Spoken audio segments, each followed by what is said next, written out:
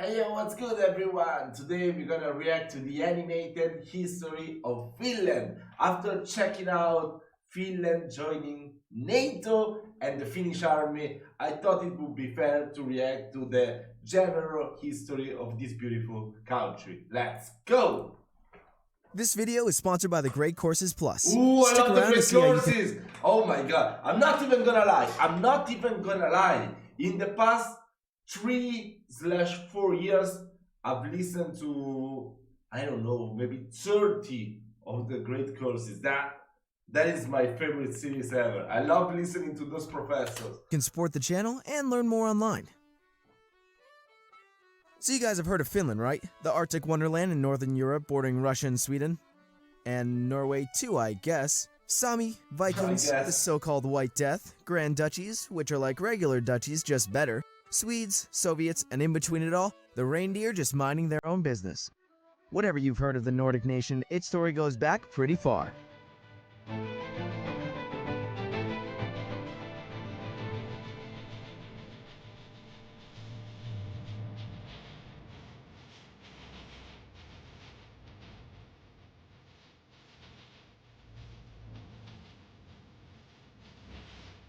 Yeah, I think when you first start to hear about Scandinavian countries, it's during the period of the barbarian invasions with the Vikings, but you seldom hear about them before. You hear about the Germanic tribes from Germany,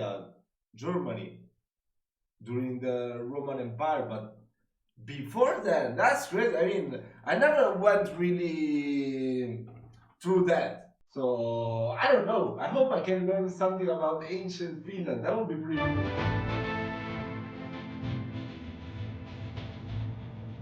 That's such a cool intro.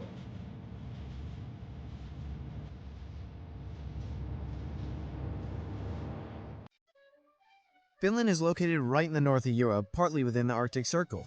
Most foreigners tend to mistakenly label the Finns as Scandinavian, which is only partly true. I'm sorry. What the fuck? Since only the very top of the country is actually in Scandinavia.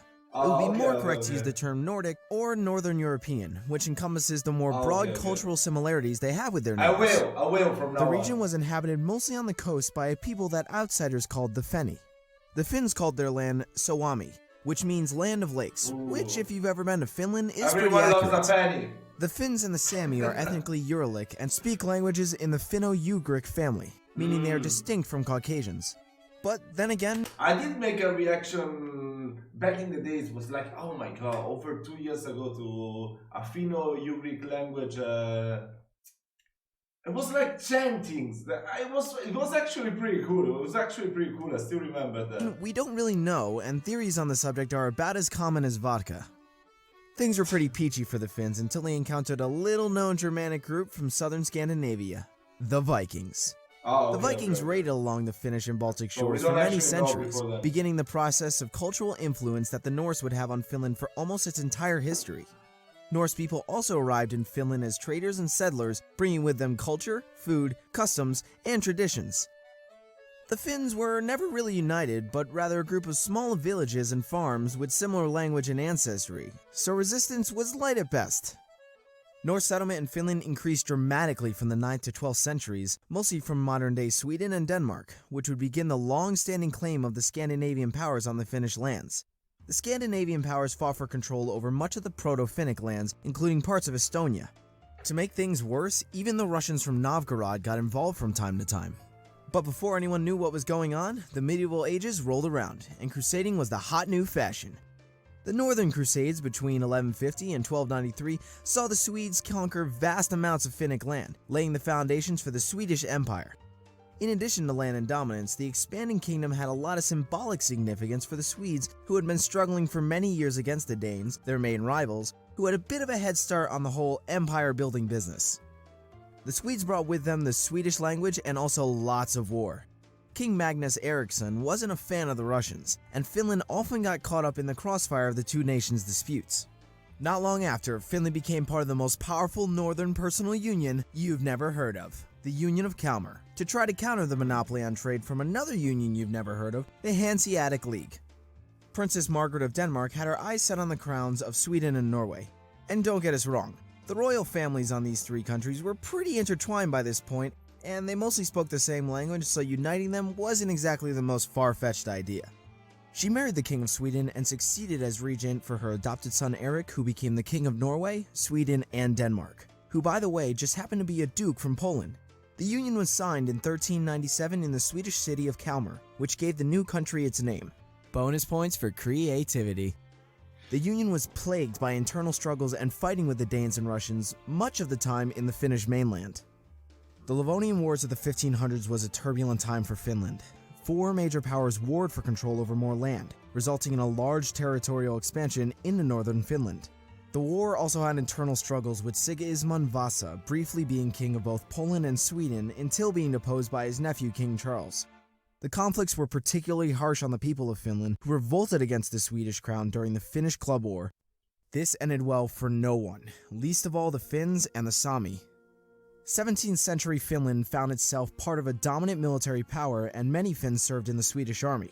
The 1600s were pretty big in a religious war, and Sweden, devout Lutherans since 1527, couldn't help but get involved. Protestants were like the hipsters of Europe at this point, which is all fine and dandy unless those hipsters happened to control a large modernized army. The 30 Years' War and the Northern Wars had many Finns such as the Hakapolita die for the Swedish crown symbolically to protect their faith. But if they did happen to gain some land in the process, well, that was just an added benefit. Unusually cold temperatures and famine meant the Finns weren't ready for the next conflict the Swedes would bring them to, the Great Northern War. Sweden had gone to war with literally all of its close neighbors, and the Finnish countryside was ravaged by freezing temperatures and the Russian army, killing nearly half of Finland's population. Damn. If you'd like to learn more about the Great Northern War, why not head over to the Great Courses Plus? I did react to The Great Courses Northern Plus War. is an on-demand video service with thousands of lectures and courses from all around the world. This includes Ivy League professors, experts from National Geographic, already and over? many, many more. Okay. For whatever interests you, math, science, literature, and of course, history. There's something for everyone. Lecture 22 in the decisive battles of world history, entitled 1709 Poltava, Sweden's Fall, Oh, Russia's I Rise, listened to is a that fun one. and easy way to learn about the Great Northern War, which devastated Finland. Viewers who wish to support the Sweeney channel are offered a free trial, which they can access by heading to the Great Courses Plus/Sweeney, or by clicking the link below to begin their online learning. Yeah, guys, take it from me. This is definitely worth it. I mean, I don't know. The plus, it's like a subscription that you pay monthly, if I'm not mistaken. But I don't know if that's available all over the world. I usually listen to it with Audible. I mean, I don't really care to have like something to watch while I listen, because most of the times I listen to audiobooks while I'm working, or while I'm cleaning my house, while I'm working out, or whatever. But if some people prefers to watch it, I think this is definitely something that you should do. Come on, you can support this channel. I mean, look at what a cool video. That's crazy. I had no idea about all these facts, you know. Adventure. Thank you to everyone that helps the channel, and to the Great Courses Plus for their support. Finland was mostly at peace after that, and may have been a disputed kingdom for a while. It's complicated. The Finns more earnestly began to struggle for independence during the period of Enlightenment. When the Napoleonic Wars rolled around, Sweden, just like all the cool kids, went to war with France, and somewhere in the middle of it, Russia annexed Finland. How this happened is long and complicated, and we'll elaborate more when we do episodes on Sweden and Denmark. But long story short, the Russians wanted to push their border as far west from St. Petersburg as possible, and gave the Finns autonomy under the Grand Duchy of Finland to do it. Until World War I, the duchy remained peaceful and didn't serve under the Russian serfdom. By the time the 20th century dawned, the Finns were thoroughly infected by the new European fever: nationalism. In 1917, during the First World War, Finland gained independence, but just like pretty much all of its European neighbors at the time, it became split on ideological divides, in this case, conservatives and socialists. And ideological divides very rarely didn't lead to civil war in those days. The Finnish Civil War ensued and the capitalists won, but that wouldn't be the end of socialism or other ideologies in Finland. The Second World War saw a major conflict in Finland.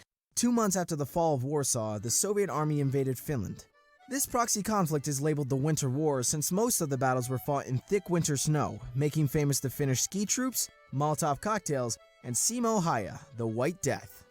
Haya was a Finnish marksman who had the highest confirmed kills more than any other sniper in history in a major war. The Soviets named him the White Death, since he blended into the snow and the men feared. Those are the things I love. Those are the things I love. I want to react to this guy. Wait, what was a Finnish marksman who had the highest confirmed kills more than any other. White Death.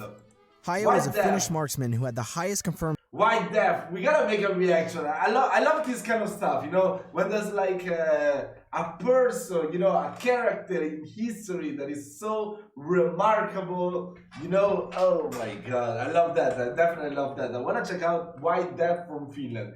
Actually, I'm gonna write it down after this video. Kills more than any other sniper in history in a major war. The Soviets named him the White Death, since he blended into the snow and the men feared him to the point of paranoia. The Finns were loosely allied with Nazi Germany during their attacks on Russia, but only lasted until 1944 when the Finns went to war with Germany to expel them from the northern Lapland. Harsh war reparations were imposed on Finland in the post-war period by the USSR. However, this had a modernizing effect on the nation. They were largely optimistic after the war, having successfully defended their nation. Nationalism was high, and they remained free from absorption into the USSR, rather remaining a close trade ally, while strengthening its ties to Scandinavia as well. They were completely neutral during the Cold War and cooperated mostly with both sides. In 1952, they entered into the Nordic Union, with abrogations of passports, immigration, social welfare, and trade tariffs. Finland also shaped herself into the modern socialist welfare state it is today, with a government not unlike Sweden or Denmark. They joined the European Union in 1995 with Sweden and Austria, and 4 years later adopted the euro as their currency. The facilitation in trade and immigration boosted the economy and tourism. The economy is based on manufacturing, service delivery, and resource exports, and is highly ranked in information technology. Outsiders have frequently described Finland as I think the cell phones, right? They were mostly from cell phones and televisions. Most of the brands that were from Finland, right? I don't want to say something stupid, but I think Nokia is from Finland, no? As a socialist utopia, which, while probably a little romanticized, they are currently ranked the 5th happiest country in the world. And who doesn't love happy reindeer? Well, we hope you enjoyed the Finland episode. If you want the chance to vote for the next country we cover, you can head on over to the Sweeney Patreon page, where you can get this and many other cool perks such as behind the scenes and merchandise. That was a really cool video, and I want to say, I mean, me, what I'm doing for a work, I am a professional poker player, so I know there's many Finnish poker players that are really feared throughout the whole poker panorama. So that's pretty cool, that's pretty cool. I think also the poker scene in Finland must be pretty good. I've never been to Finland, but yeah, I hope soon, Definitely, definitely, definitely. Maybe this summer I'm gonna take a vacation and check out Helsinki and many other cool places in Finland. So you should recommend me definitely a video where I can see like the attractions, landmarks, whatever to see in your country. Yeah guys, I hope you enjoyed this video. Whatever, watch other videos if you like what I do, and I'll see you next time.